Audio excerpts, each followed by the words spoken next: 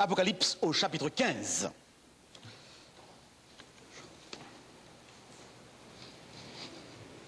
Nous avons dans ce chapitre 15 une introduction au déversement des 7 dernières plaies.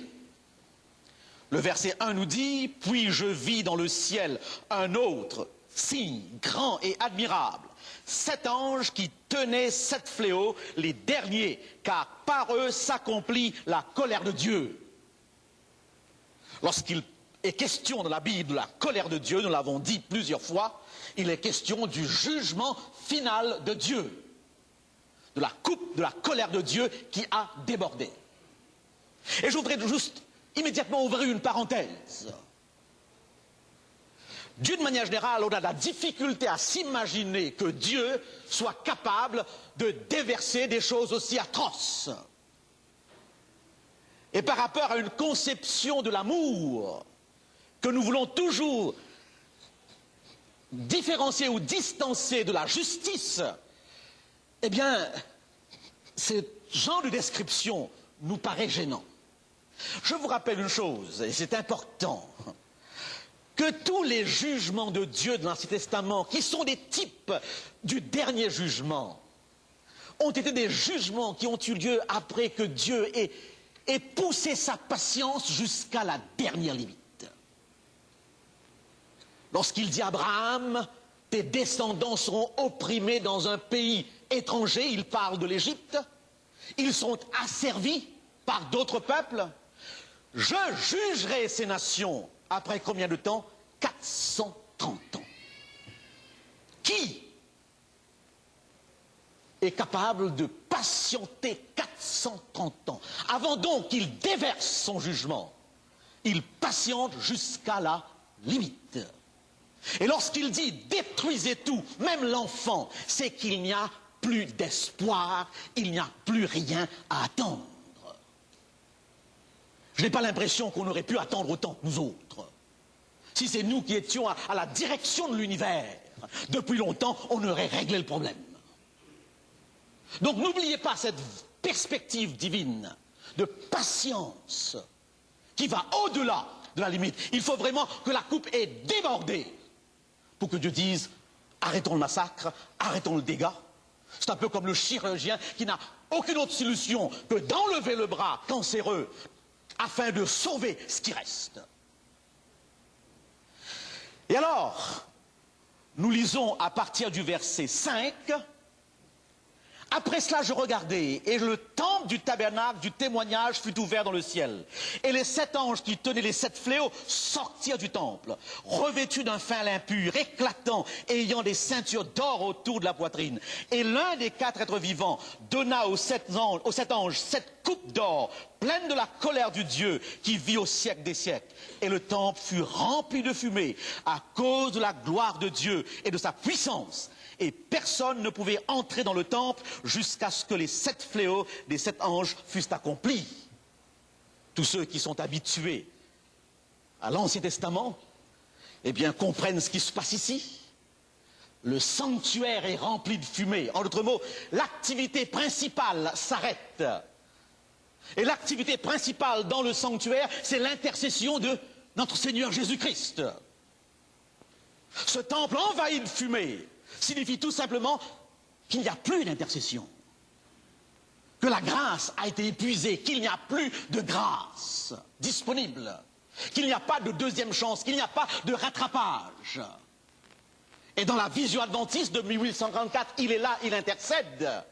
Un peuple est prêt pour le rencontrer. Et alors, Dieu va faire éclater sa gloire. Et automatiquement, en faisant éclater sa gloire, il fait éclater son jugement. Ce qui va se passer, n'est-ce pas, dans cette 6e plaie, sera une action finale de Dieu, une manifestation. Combien de fois n'avons-nous pas demandé, Seigneur, exprime-toi, manifeste-toi? Eh bien, c'est Dieu qui va se manifester. Je le dis toujours, et je crois que c'est intéressant de le souligner. Ce frère n'est pas là ce soir, mais il était là dans mes conférences dernièrement à Longueuil. Je vois bien ce frère qui, arrivé un jour à l'église Saint-Hubert, me pose la question, pasteur, pourquoi est-ce que Dieu n'ouvre pas le Saint-Laurent comme il a ouvert la mer Rouge? Pourquoi tous ces miracles de l'Ancien Testament ne se répètent pas? La question qu'il posait a été posée par Gédéon lui-même. Où sont ces exploits? Alors je lui ai fait comprendre une chose très simple. Je lui ai dit, lisez bien votre Bible. Et vous verrez qu'à chaque fois que Dieu manifeste sa gloire dans un geste éclatant, il manifeste en même temps son jugement. Alors je lui ai posé la question, est-ce que vous voudriez ce matin qu'il ouvre le Saint-Laurent et qu'en même temps il juge tous les Ananias et les Saphiras de Saint-Hubert? Il m'a dit, je préfère qu'il n'ouvre pas le Saint-Laurent. Eh bien, que ce soit clair devant nos yeux. Si Dieu manifestait sa puissance devant nous, comme il l'a fait dans le passé, l'hypocrite ne tiendrait pas le coup. Tous ceux qui sont là, eh bien, à deux tons, qui sont là tout simplement comme ça, ne tiendraient pas le coup. C'est donc un aspect de sa grâce que de retenir pour l'instant l'expression de sa gloire. Qui peut résister devant sa gloire? Sauf ce peuple qui aura atteint ce niveau de perfection telle qu'ils pourront voir Dieu face à face, sans manger.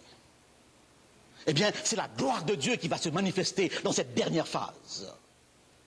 Et alors, à partir du vers chapitre 16, nous avons justement la description de cette plaie. Je crois profondément que la Bible interprète la Bible. Et c'est pourquoi j'ai dit au départ, dimanche soir, que l'Apocalypse est un test de la connaissance de l'Ancien Testament. Parce que nous avons dans l'Apocalypse des références aux histoires, à l'histoire d'Israël, à ses points forts. Nous avons dans l'Apocalypse des versets construits à partir de plusieurs autres versets de l'Ancien Testament.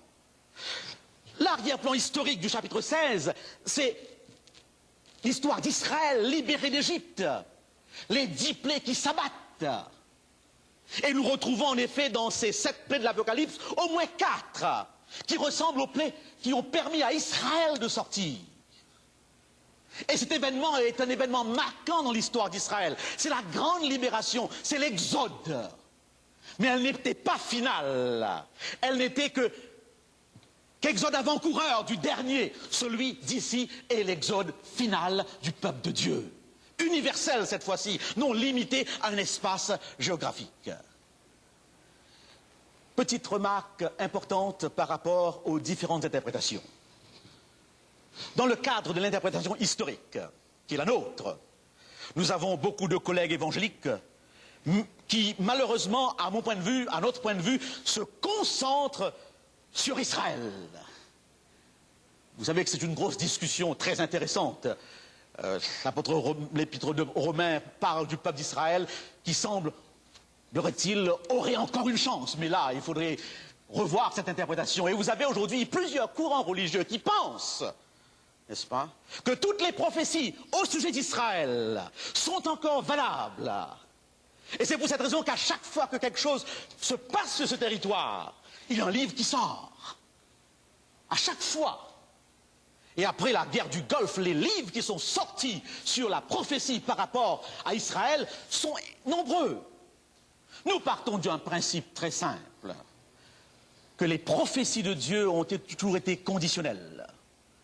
Et que Israël, ayant été remplacé par l'Église, l'Église étant l'aboutissement d'Israël, toutes ces prophéties sont importantes, intéressantes dans la mesure où nous pouvons les interpréter en Christ, car Paul dit bien, c'est en Christ que tout cela se comprend. Et voir donc dans ces événements qui sont l'apôtre Paul, sont là pour notre instruction, des types de l'ouverture finale, du déploiement final de l'action de Dieu. Car si je dois voir dans l'Euphrate un lieu spécifique, géographique, se trouvant au Moyen-Orient, il faudrait voir dans Babylone, il faudrait voir dans Jérusalem, il faudrait voir dans Sion, il faudrait voir dans toutes les indications géographiques un endroit spécifique. Question d'honnêteté dans l'approche de l'interprétation. Nous pensons donc qu'il ne faut pas se limiter à l'espace géographique, car ce livre est d'ordre symbolique, et tout ce qui était dit sur Israël avait une importance jusqu'à ce que ce peuple ait été remplacé ou ait vu son prolongement à l'intérieur de l'Église. Mais beaucoup de théologiens adventistes, beaucoup de pasteurs adventistes, d'il y a 25-30 ans de cela, essayaient aussi dans cette phrase assez particulière, les rois de l'Orient en Maghédon, à chercher une explication par rapport à la Turquie et par rapport à ce qui se passe au Moyen-Orient. Et je suis heureux de constater que nous avons le courage, lorsque nous nous rendons compte qu'on s'est trompé, de rectifier les tirs. On peut avancer une thèse, avancer une théorie, et se rendre compte qu'on s'est trompé, et ensuite, donc, faire marche arrière si nécessaire. Uriah Smith, un des premiers commentateurs de l'Église adventiste, eh bien, a vu justement dans cette phrase les rois de l'Orient, l'assèchement de l'Euphrate, la 6e plaie, eh bien, des références au Moyen-Orient. Mais aujourd'hui, nous cherchons une explication beaucoup plus profondément biblique. Et nous y arrivons dans quelques instants. Qu'est-ce qu'on peut dire encore?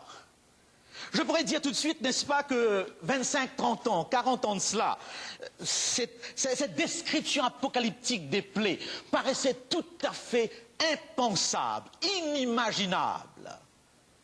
Mais aujourd'hui, ces plaies semblent être tout à fait actuelles. Et ces plaies entrent dans le domaine des possibilités. C'est pourquoi nous avons dit que l'Apocalypse est très actuelle. Je vois la première qui dit « Le premier alla et il versa sa coupe sur la terre et un ulcère malin et douloureux frappa les hommes qui avaient la marque de la bête et qui adoraient son image. » Une sorte de maladie qui se répand et qui atteint des proportions universelles. 20, 30 ans de cela, cela nous paraissait tout à fait impossible, inadmissible. Mais nous savons qu'aujourd'hui, nous sommes menacés par de pareilles choses. Et que cela entre dans l'ordre des possibilités. Je ne veux absolument pas dire, comme certains de mes collègues que j'ai entendus, que cette plaie est le sida. Absolument pas. Attention. Mais le sida nous montre que ce texte est actuel. Que nous sommes à une époque, malgré toutes les découvertes et tous les moyens de protection qui existent, nous sommes à une époque où quelque chose de ce genre peut atteindre l'humanité tout entière. Et sans aucun doute, les jeunes ont vu le film Outbreak ou Alerte avec Dustin Hoffman, qui justement est sorti juste après que le virus Ebola faisait peur à l'humanité, qui, dans un style apocalyptique, justement souligne la panique, la menace d'un virus. Si nous ne sommes pas encore atteints, c'est parce que justement nous avons des moyens de protection. Mais jusqu'à quand?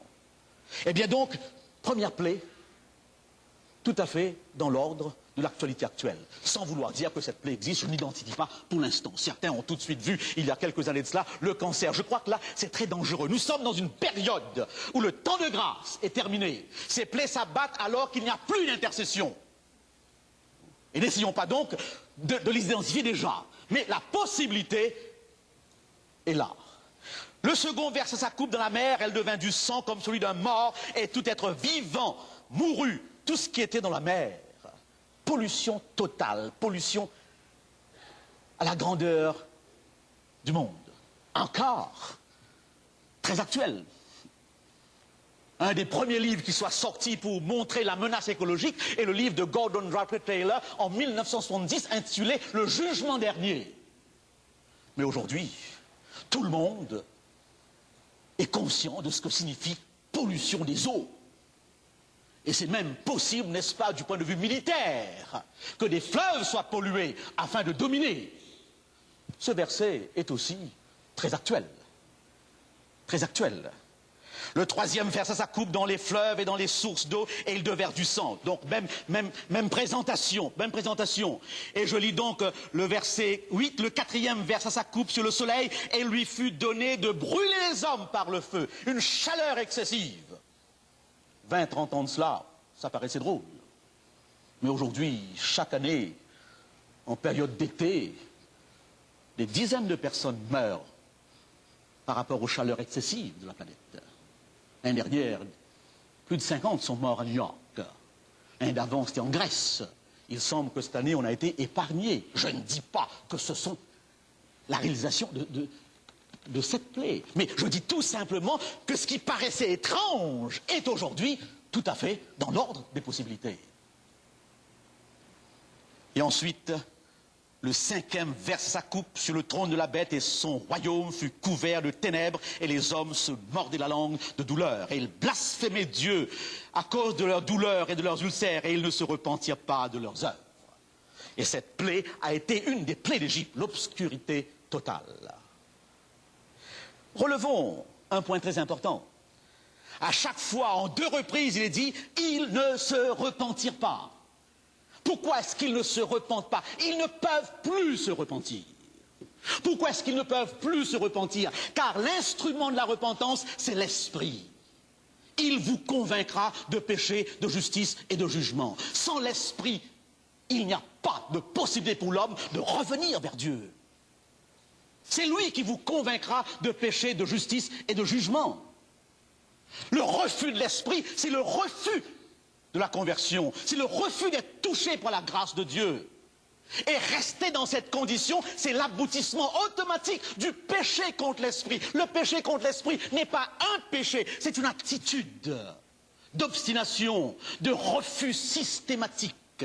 Alors qu'au fond de soi, on sent très bien cette petite voix qui vous dit, voici le chemin, marchez-y. Et s'ils ne se repentent pas, c'est qu'il n'y a plus de réserve pour se repentir. Et si toutefois ils se repentaient, ce serait la repentance de Judas. Une repentance motivée non pas par le désir de bien faire, mais par la peur des conséquences. On a peur des conséquences, et alors on se repent. Mais le texte ne parle jamais, même à ce niveau, de ce type de repentance. Au contraire, ils disent, montagne est tombée sur nous. Au contraire, n'est-ce pas, ils s'élèvent encore contre Dieu.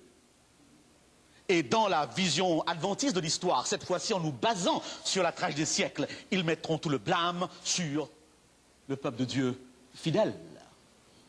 Eh bien oui, ils ne se repentirent pas.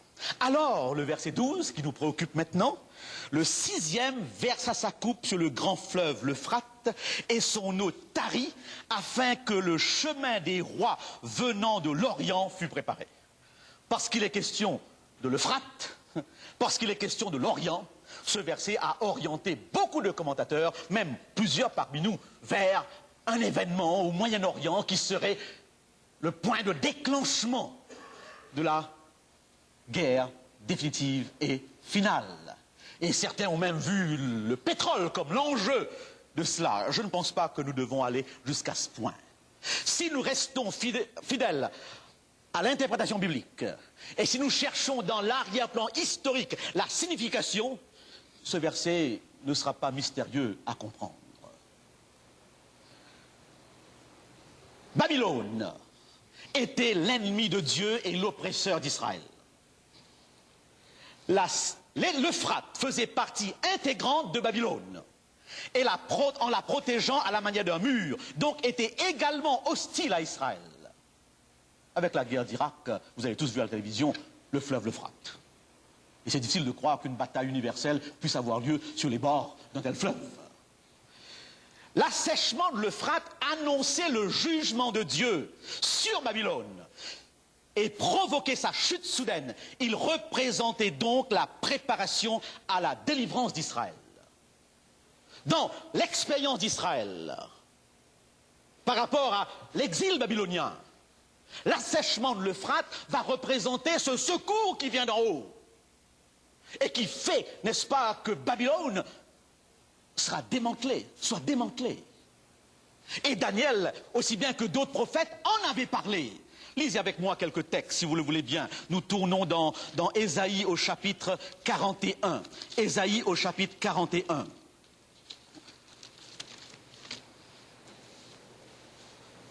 Je lis Ésaïe 44. Je lis Ésaïe 44, le verset 27. Je dis à l'abîme, dessèche-toi, je tarirai tes fleuves. Je dis à l'abîme, dessèche-toi, je tarirai tes fleuves.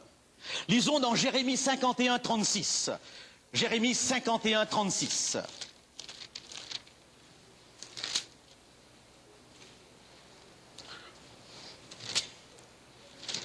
C'est pourquoi ainsi parle l'Éternel. Voici, je défendrai ta cause, je te vengerai, je mettrai à sec la mer de Babylone, et je ferai tarir sa source.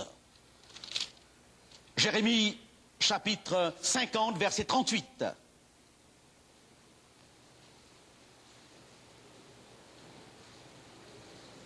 La sécheresse contre ses eaux, qu'elles tarissent, car c'est un pays d'idoles, ils sont fous de leurs idoles. C'est pourquoi les animaux du désert s'y établiront avec des chacals, et les autruches y feront leur demeure. Elle ne sera plus jamais habitée, elle ne sera plus jamais peuplée, comme Sodome et Gomorrhe et les villes voisines que Dieu détruisit, dit l'Éternel. Elle ne sera plus habitée, elle ne sera le séjour d'aucun homme. C'est une vision sur la destruction, sur la fin de Babylone. Et en plusieurs reprises, les prophètes parlent du moyen que Dieu emploiera par un instrument, l'assèchement de l'Euphrate. Et qui est cet instrument que Dieu va utiliser pour abattre Babylone en faisant assécher l'Euphrate? Nous lisons dans Ésaïe 44 et le verset 27. Je dis de Cyrus, il est mon berger, et il accomplira toute ma volonté. Il dira de Jérusalem qu'elle soit rebâtie et du temple qu'elle soit fondée. Donc l'instrument humain que Dieu utilisera pour abattre Babylone, c'est Cyrus et Darius. Darius vient après, et Cyrus à la tête des Mèdes. L'argent dans la statue, l'ours par rapport aux animaux. Et Cyrus, l'histoire confirme eh bien qu'il est entré. Il a assiégé Babylone en détournant le cours du fleuve. Déjà, les prophètes l'annonçaient. Mais ce qui nous intéresse pour l'instant est l'idée suivante. C'est Dieu qui, de l'Apocalypse, va tarir les fleuves pour reprendre une expérience faite par Cyrus, son loin, afin de pouvoir, finalement, se défaire de la Babylone du passé qui tenait Israël en exil, et de la Babylone de l'Apocalypse, qui représente toutes les nations, tous les peuples qui s'opposent à Dieu. Et ces rois d'Orient qui viennent, c'est l'indication encore de Cyrus, dans le cadre de l'histoire d'Israël. Lisez avec moi dans Ésaïe 41, le verset 2, qui nous parle de cet homme appelé berger, appelé oint. Ça m'a toujours étonné, n'est-ce pas, que Dieu ait donné ce nom de oint, ce nom de sauveur, ce nom de messager à un homme qui n'appartenait pas au peuple d'Israël. C'est pour cette raison qu'il ne faudrait pas trop se targuer d'être le peuple de Dieu, comme si Dieu ne pourrait pas agir sans quelqu'un qui ne soit pas systématiquement de son peuple. Ne limitons pas l'action de Dieu. Cyrus a été établi par Dieu avant même sa naissance, suivant le texte sacré, et sera l'instrument de Dieu pour la chute de Babylone. Nous lisons donc au chapitre 41 et au verset 2, « Qui a suscité de l'Orient celui que le salut appelle à sa suite ?» Je lis que ce verset dans le contexte, n'est-ce pas, de Cyrus, suscité de l'Orient. Et au verset 25 du chapitre 41, « Je l'ai suscité du septentrion, il est venu de l'Orient, il invoque mon nom, il foule les puissants comme de la boue. » C'est l'homme de l'Orient, l'homme du septentrion, qui, entre les mains de Dieu, sera l'instrument de la chute de la Babylone politique. Et le moyen sera l'assèchement du fleuve l'Euphrate.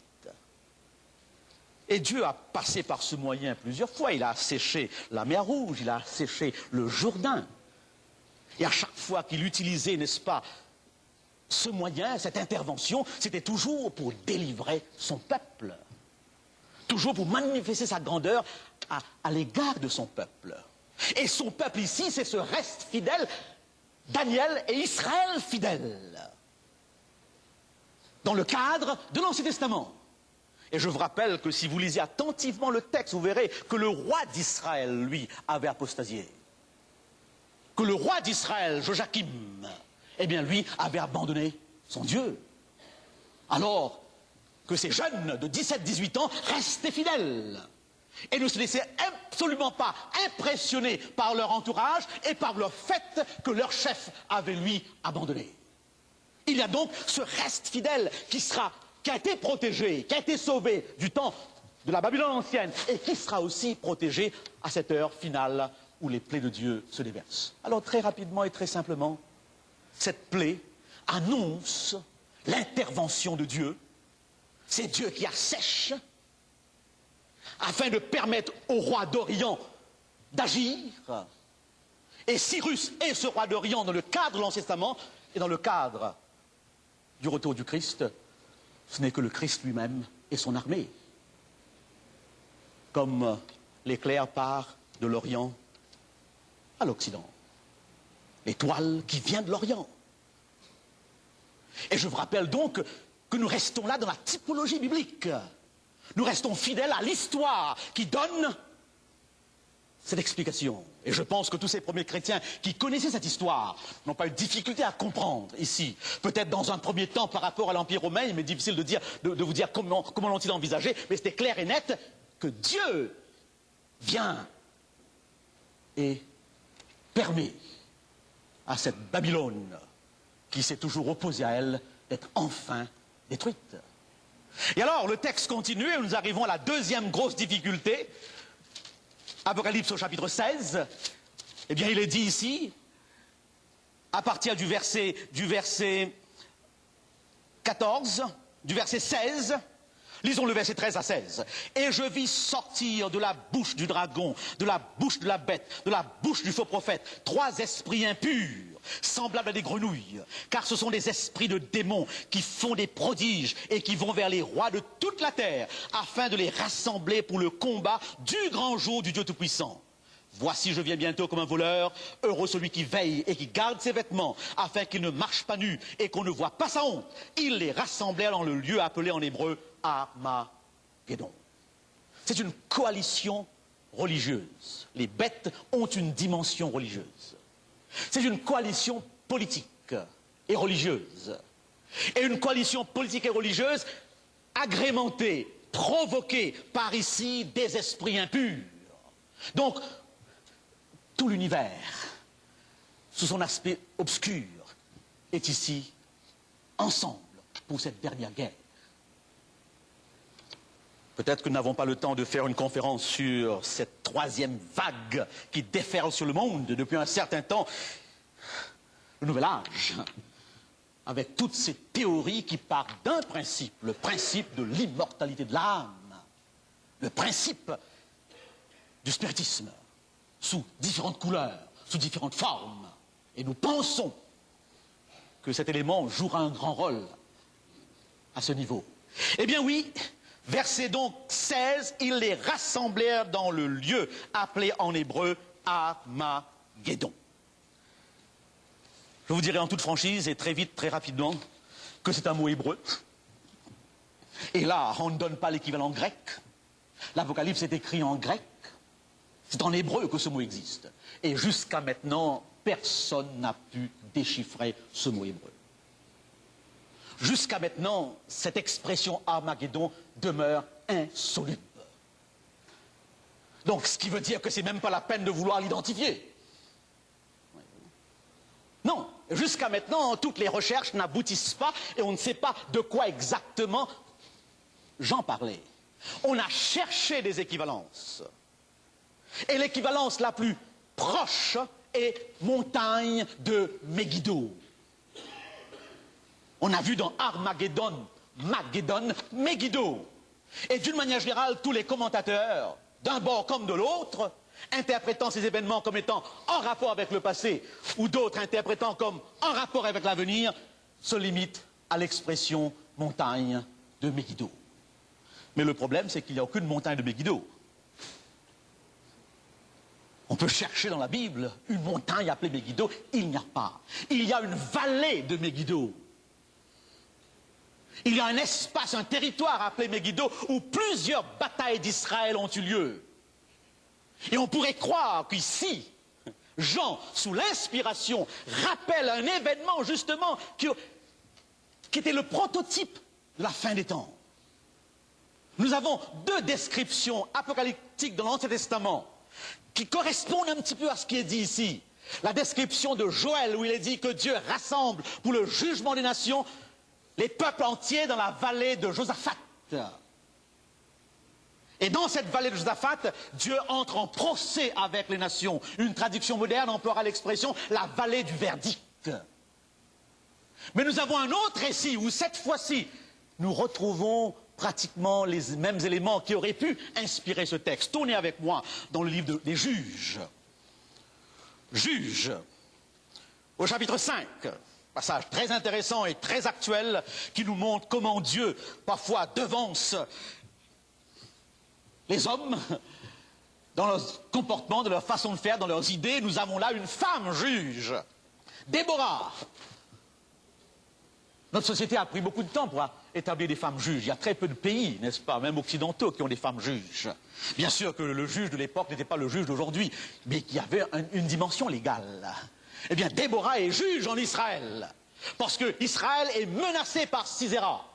Israël est à la veille, n'est-ce pas, de craquer. Israël a peur. Et Déborah se lève et affrontera l'ennemi. Et après avoir remporté la victoire, vous aurez le chant de Déborah. Et je lis à partir du verset 19 du chapitre 5.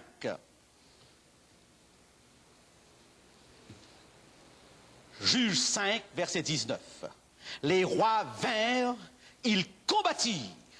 Alors combattirent les rois de Canaan, à Tanak, aux eaux de Megiddo. Ils ne remportèrent nul butin, nul argent. Des cieux ont combattu. De leur sentier, les étoiles combattirent contre Sisera. Est-ce qu'il y a un rapprochement? Est-ce qu'il y a un rapprochement? Cette bataille est gagnée parce que les cieux interviennent. Parce que les étoiles interviennent. Et les cieux et les étoiles ne sont que l'indication de l'armée céleste, de l'armée de Dieu. Dans le cas, n'est-ce pas, d'Israël, ce fut une intervention directe au travers de cet ennemi d'Israël même. Mais à la fin des temps, il vient avec ses myriades et ses myriades. Et dans son chant, Déborah dit, des cieux, les étoiles combattirent, les rois de l'Orient, le Christ, avec ses myriades et ses myriades d'anges. Voilà donc l'histoire d'Israël qui pourrait donner un support à la compréhension de ce texte d'Apocalypse 16. Nous sommes là devant un phénomène universel. Il n'est plus question d'Israël, petit peuple. Il est question, n'est-ce pas, de l'ensemble des nations. Et il n'y a aucune raison de vouloir limiter à quelques kilomètres cette prophétie qui représente les choses dans le cadre de la fin où Dieu intervient, où il n'y a plus que deux camps, un pour et un contre, et Dieu met fin à l'histoire de ce monde pour écrire une autre histoire. Voilà aujourd'hui ce que pensent pratiquement tous les exégètes et tous les théologiens adventistes sur cette phrase qui a été pendant très longtemps mystérieuse. Mystérieuse par rapport à cette expression Euphrate et Armageddon. Si nous restons fidèles à l'interprétation biblique, l'histoire d'Israël nous permet de comprendre que c'est la grande délivrance, c'est la délivrance finale. Et alors, et ce qui est intéressant, je l'ai lu aujourd'hui, je crois que c'est intéressant de le noter, et je pense que nous pouvons ouvrir cette parenthèse. E.G. White a beaucoup parlé des événements de la fin, la tragédie des siècles. C'est un petit peu une vision de l'histoire. Elle ne localise jamais la bataille d'Armageddon. Tous les textes où elle commente ce chapitre 16 ne contiennent aucune allusion à un espace physique quelconque. Elle parle de cette bataille comme étant la bataille finale entre le bien et le mal. Et elle décrit cette bataille sous une forme telle que Dieu intervient et que c'est Dieu lui-même qui met la fin et qui inaugure son royaume. Une autre réflexion qui me semble importante, nos collègues, n'est-ce pas, des églises évangéliques qui commentent énormément ces passages de l'Apocalypse, vous avez le dimanche matin des émissions en grand nombre à ce sujet, et la plupart, n'est-ce pas, de nos collègues de ce bord croient que le Christ, que l'Église ne sera pas impliquée dans cette phase finale, qu'elle sera enlevée avant. L'un sera pris et l'autre laissé. Matthieu 24. Il voit le Christ venir avant et le Christ enlever son Église avant. Et ensuite se déroulent tous ces événements. Nous n'avons jamais pensé ainsi. Nous pensons que justement, c'est le temps de tribulation, le temps de détresse de Jacob. C'est la période la plus délicate de l'histoire du peuple de Dieu, où il doit tenir sans intercesseur. Ou comme Job, il doit être le défenseur de Dieu, sans aucune intervention de la grâce, à aucun niveau. Ce fut justement le défi à Dieu. Peux-tu être aimé sans que tu donnes des cadeaux? Et le livre de Job répond, oui, ce Job était intègre dans toutes ses voies. Même sans aucune bénédiction, il est resté fidèle à son Dieu. Et combien, chers frères et sœurs, chers amis, nous sommes terre à terre lorsque nous posons la question, qu'allons-nous manger à ce moment-là? J'ai entendu ces réflexions. C'est plus sérieux que cela. C'est plus sérieux que cela. Bien sûr que notre Dieu peut envoyer des corbeaux nous nourrir, pourvu que nous soyons prêts à accepter qu'il envoie un corbeau pour nous nourrir. Ça, c'est autre chose. C'est autre chose. Eh bien oui, l'enjeu, c'est cette relation avec le Christ. Suis-je sauvé? Suis-je sauvé? Et pourquoi je dis que le peuple de Dieu est impliqué? Je lis dans Apocalypse, chapitre 17, à partir du verset 14. Ils combattront contre l'agneau, et l'agneau les vaincra, parce qu'il est le Seigneur des seigneurs, et le Roi des rois, et les appelés, les élus, et les fidèles qui sont avec lui, les vaincront aussi. L'Église fidèle est avec. Et avec le Christ, ils sont finalement victorieux. Ils sont de ceux qui diront, voici notre Dieu, allons à sa rencontre. Voilà donc, chers frères et sœurs, en quelques mots, explicités sur une base d'interprétation de la Bible par la Bible, ce problème de l'Euphrate et d'Armageddon. Certains ont fait remarquer que la seule montagne qui se trouverait dans cet espace de Megiddo, c'est le mont Carmel. Le mont Carmel est la seule montagne dans cette région de Megiddo. Et si nous prenons cette indication au sérieux, eh bien nous avons encore là un événement où il a fallu être soit du côté de Dieu ou du côté de Baal. Élie a été catégorique que ceux qui sont pour Baal se mettent du côté de Baal et que ceux qui sont du côté de Dieu se mettent du côté de Dieu. Et du côté de Baal se trouvaient justement les prophètes de Baal, toutes ces forces qui à travers l'histoire représentaient l'opposition à Dieu. Et se trouvait aussi le roi d'Israël qui avait épousé Jézabel. Une partie du peuple de Dieu qui a apostasié. Et je crois que l'idée pourrait être approchée ici. Car au mont Carmel, dans la vallée de Megiddo, ce fut le jugement. Et alors, le verset 15, nous terminons là-dessus. Voici, je viens comme un voleur. Heureux celui qui veille et qui garde ses vêtements, afin qu'il ne marche pas nu et qu'on ne voit pas sa honte. C'est le message de l'Apocalypse à tous ces chrétiens persécutés. C'est le message de l'Apocalypse à tous ces chrétiens, n'est-ce pas, qui se posent des questions. Est-ce que Dieu est en contrôle? Est-ce qu'il dirige les choses? Et voilà ce Dieu qui leur dit, n'ayez pas peur, mais heureux, car je viens bientôt comme un voleur. C'est-à-dire, il y aura de la surprise. Certains ne m'attendront pas. Heureux celui qui veille et qui garde ses vêtements, afin qu'il ne marche pas nu et qu'on ne voit pas sa honte. Chers frères et sœurs, chers amis, j'ai l'impression que des événements ont lieu autour de nous actuellement. Et si l'humanité entière, à différents niveaux, se prépare pour ce 3e millénaire, j'aurais pu vous énumérer le nombre d'organisations actuellement aux États-Unis et un peu dans l'Europe, j'ai toute une liste à la maison, qui prépare l'entrée dans le 3e millénaire. Et de tout temps, n'est-ce pas, ça a été un événement. Il semble que dans l'histoire, lorsqu'on est entré dans un millénaire, on a vu des gens se confesser, on a vu des gens se torturer, on a vu des gens faire des marches vers la croix, on a vu les cathédrales remplies. Parce qu'à chaque fois qu'un millénaire est arrivé, on pensait que cette fois-ci, c'est terminé. Je ne voudrais pas être ici un prophète quelconque, des temps. Mais alors qu'il y a une sorte d'intérêt, de pressentiment, de nouveaux pouvoirs pour cette période, je pense qu'il est important que nous prêtions nos oreilles, que nous soyons attentifs et que nous suivions les choses sans tomber dans toutes sortes d'exagérations, dans une paranoïa, comme je vous l'ai dit. Il y en a tellement de sectes qui, justement, dans cette ambiance apocalyptique, se laissent emporter par une sorte de folie religieuse. Restons fermes, restons équilibrés. Et Luther disait, si le Christ revenait demain, je planterais aujourd'hui mon pommier. Très réaliste, mais ayons quand même les yeux ouverts, car j'ai l'impression que c'est pour bientôt. Nous vivons avec cette impression. Ce n'est pas simplement une phrase dite dans l'air. Tous les chrétiens convaincus ont été convaincus que c'était pour bientôt.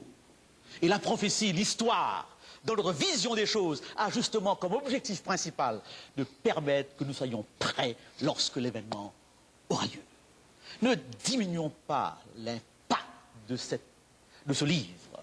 N'altérons pas, par une sorte d'approche sentimentale, émotionnelle, le caractère de ce Dieu plein de miséricorde, plein d'amour, mais de ce Dieu juste dans ses sentences. Et d'ailleurs, alors que ces plaies s'abattent, il y a un ange, n'est-ce pas, qui s'écrie « Tu es juste, toi qui étais, tu es saint, car tu as exercé ce jugement. » Heureux ceux qui gardent leurs vêtements. Je termine avec une histoire que j'ai racontée, je crois, lors de Sainte Seine dans cette église, mais c'est toujours intéressant d'écouter une histoire une deuxième fois. On peut même l'écouter plusieurs fois. L'histoire de ces deux jumeaux qui se ressemblaient comme deux gouttes d'eau. Je ne sais pas si vous en souvenez. Et un était respectable et respecté, l'autre était un bandit des grands chemins. Physiquement semblable, mais moralement, c'était l'opposition. Et tout le monde disait dans le village, sans aucun doute, cet enfant, ce jeune homme, finira comme criminel quelque part, tellement qu'il était la terreur de son village. Et en effet, un jour, il est impliqué dans une bagarre et il tue quelqu'un. Il le tue. Et il a tout juste le temps de courir chez lui avec sa chemise ensanglantée. Et il explique à son frère qui est là ce qui se passe. Et sans tarder, ce dernier, c'est peut-être une histoire, comme ça pourrait être aussi une parabole. Prenez-la comme vous voulez. Ce frère, sans tarder, prend sa chemise, toute blanche, et lui donne. Et prend sa chemise ensanglantée. La police arrive, et sans tergiverser, puisque le sang témoigne, notre jumeau innocent est emprisonné. Et il est condamné à mort.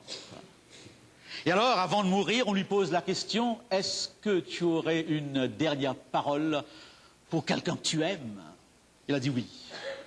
On lui a apporté un morceau de papier avec un stylo, et il a écrit à son frère en lui disant ceci, je t'en prie, ne salis pas la robe, la chemise blanche que je t'ai donnée. Je vous en prie, dit Dieu, ne salissez pas la robe blanche que je vous ai donnée. Cette robe de justice, cette robe de grâce qui explique pourquoi nous sommes là ce soir. Si nous l'avons sali plusieurs fois, il est prêt encore à faire une lessive avant que le sanctuaire soit rempli de fumée et que ce soit trop tard. Que ce soit trop tard. Heureux celui qui garde ses vêtements blancs. Que Dieu nous bénisse.